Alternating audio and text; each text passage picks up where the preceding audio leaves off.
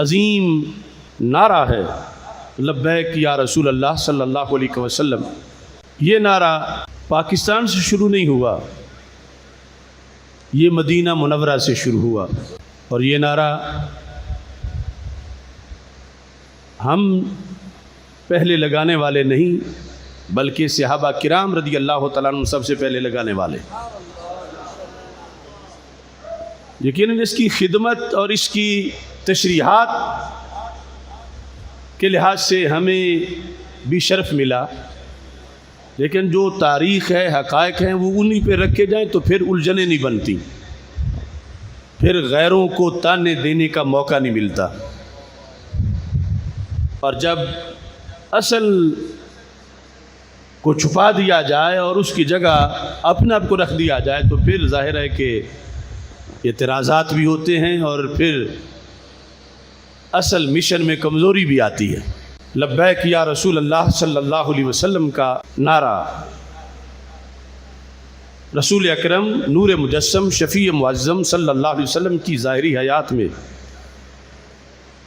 مدینہ منورہ میں بار بار لگا۔ آج چونکہ کچھ بد مذہبوں نے اس نعرے پر اعتراض کیا ہے، اہل سنت کے مسلمات پر کسی نے اعتراض کیا یا ہمارے شاعر پر کسی نے اعتراض کیا تو ہم نے اس کا جواب دیا، یعنی جب سے ہم نے ہوش سنبھالا اور جواب دینے کے قابل ہوئے، وہ مراد۔ اور یہ جو بالخصوص دیوبندیوں اور وہابیوں کی طرف سے حملہ تھا توحید کی آڑ میں،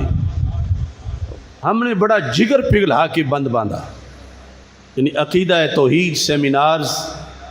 کی جو اللہ نے ہمیں توفیق دی تو اس کے اثرات مرتب ہوئے، اور یہ بھی اللہ کا محض فضل ہے کہ اس نے ہماری تھوڑی سی کاوش کو بڑا بنایا اور اثرات ایسے مرتب ہوئے کہ دوسرے فرقے کے علماء کو بھی بعض کو یہ دعوت حق قبول کرنا پڑی، اور جنہوں نے قبول کی وہ ایسے نہیں تھے کہ جھرمٹ میں تو ہاتھ اس طرح کر دیں اور گھر جا کے کہیں کہ جو کچھ کیا تھا شرک کیا تھا، بلکہ ہم نے جن لوگوں کو بدلا وہ آج بھی ہمارے سٹیجوں پر گھنٹوں لبیک یا رسول اللہ کی صدائیں دے رہے ہیں، اور ان عقیدہ توحید سیمینارز کی برکت اللہ نے اتنی ظاہر کی کہ یہ جو صبح و شام ان کے لیکچر چل رہے تھے، درس ہو رہے تھے، جلسے ہو رہے تھے، اور ہمارے خلاف شرک کے فتوے لگ رہے تھے، ان کی بولتی بند ہو گئی، ان کے یونٹ خاموش ہو گئے، اور ہم نے انہیں دفاع کرنے پر مجبور کر دیا، وہ اپنی وضاحتیں پیش کرنے لگے۔ یہ بات ریکارڈ پر ہے اور سب کے سامنے، لیکن افسوس ہے کہ ہمارے کچھ نابالغ لوگوں نے کچی باتیں کر کے اپنے پلپلے انداز سے پھر ان جھوٹوں کو موقع دیا کہ وہ اہل سنت و جماعت کو تانے دینے لگے، یہاں تک کہ ان کمینوں نے منہ بھر کے لفظ مشرک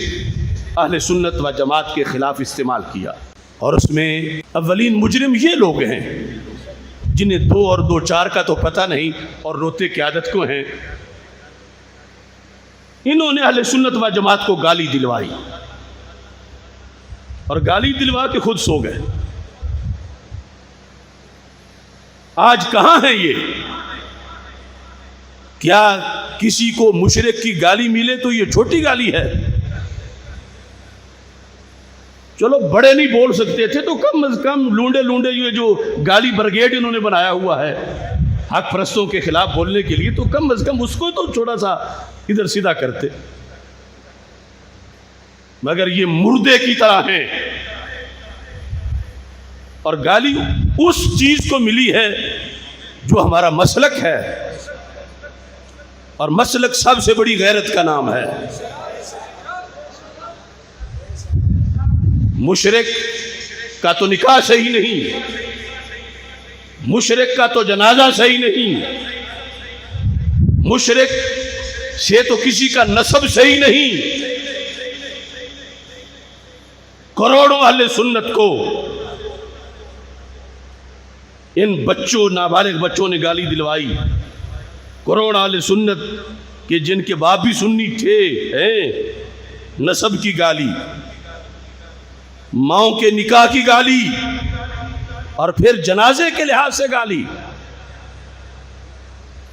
اور یہ گالی انہوں نے کانوں سے سنی کیونکہ خود نکلوائی تھی انہوں نے۔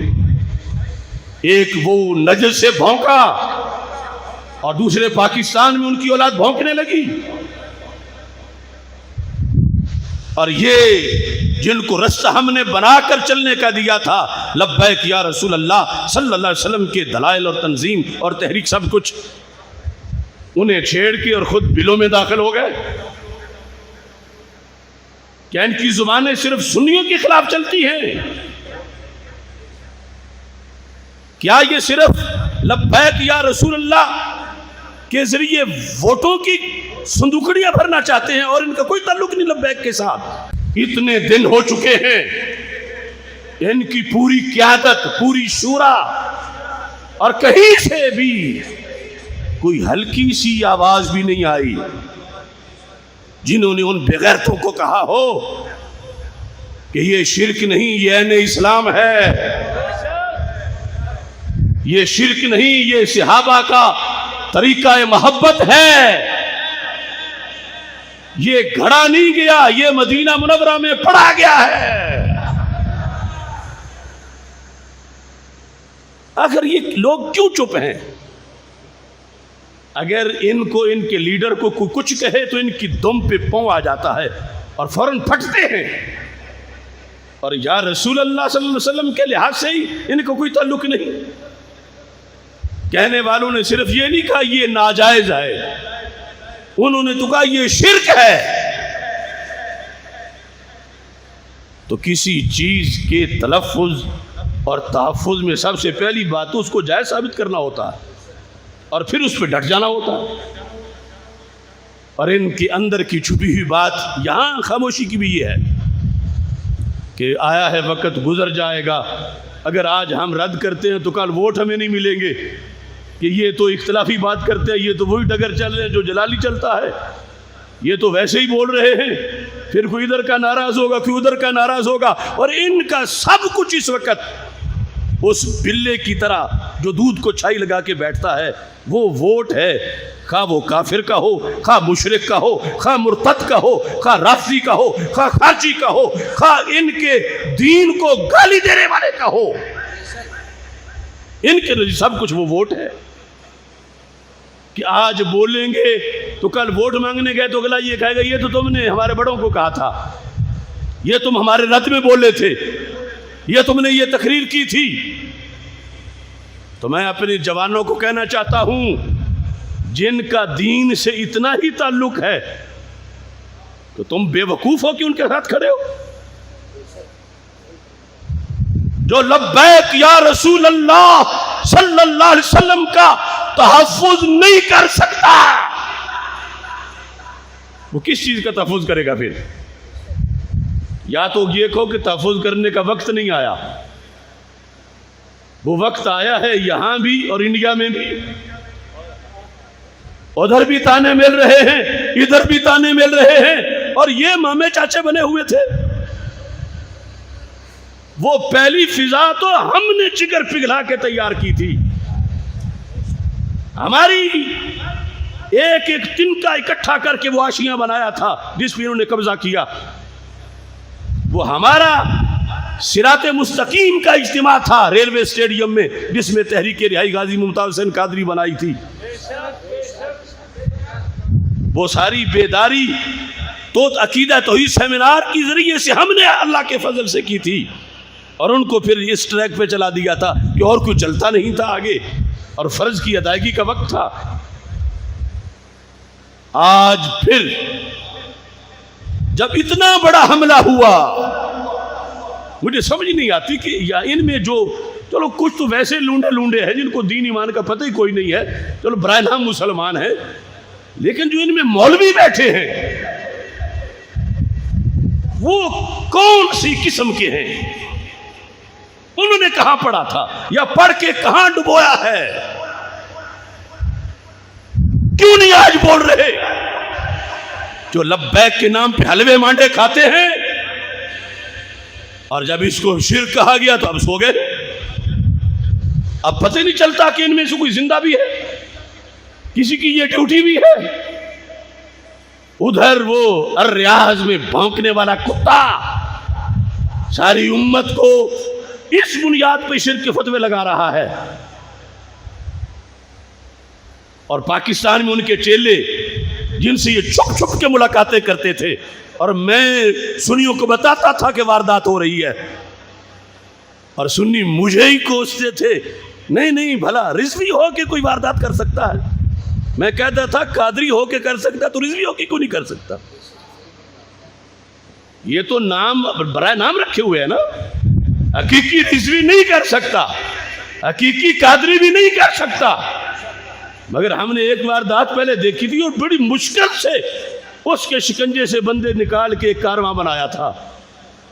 یہ ہماری قسمت ہے، ہم نے جگر پگھلا کے وہاں سے لوگ چھڑائے تو اگلے ٹوکرے والے آ گئے. انہوں نے نئی چال سازی کے ساتھ ایک نیا تماشا کھیلا اور کاروان اعلی حضرت کو لوٹا اور اسے نانوتوی کے دربار میں پیش کیا، اسے تھانوی کے پاس بیچا، اس کو وحید الزمان کے پاس لے گئے، اس کو اسماعیل دہلوی کی دکانوں پہ جا کے بیچا. اب ہماری زندگی تو اسی میں گزر رہی ہے، کبھی ایک سے چھڑاتے ہیں دوسرا لے جاتا ہے، دوسرے سے چھڑاتے ہیں تو تیسرا لے جاتا ہے، اور وقت آتا ہے تو سب ان کا یہ ڈیوٹی نہیں ان کی، وہ مست ہیں. یہ بڑے بڑے مجمع اکٹھے کر کے نہ بولنا کہ جو ہم بول رہے ہیں یہ صحیح ہے، یہ قرآن ہے، یہ سنت ہے، یہ شرک نہیں، تو کیا فائدہ ان مجمعوں کا؟ کیا فائدہ ہے اس کا؟ وہ ہجڑے ہیں یا مرتے ہو رہے ہیں؟ اتنے اکٹھے کر کے یہ باپ دادے کی گالی سے بڑی گالی تھی جو مسئلے کون کی وجہ سے ملی، اور ہماری تو چونکہ پہلے جواب دے چکے تھے، لوگوں نے کلپ ساتھ لگا دی، یہ جواب آ گیا. مگر پھر بھی میرے سینے میں یہ جذبہ تھا اور ہے. اس بیس پہ میں آج اس چڑیا گھر کے توصیف الرحمان کو جواب دے رہا ہوں.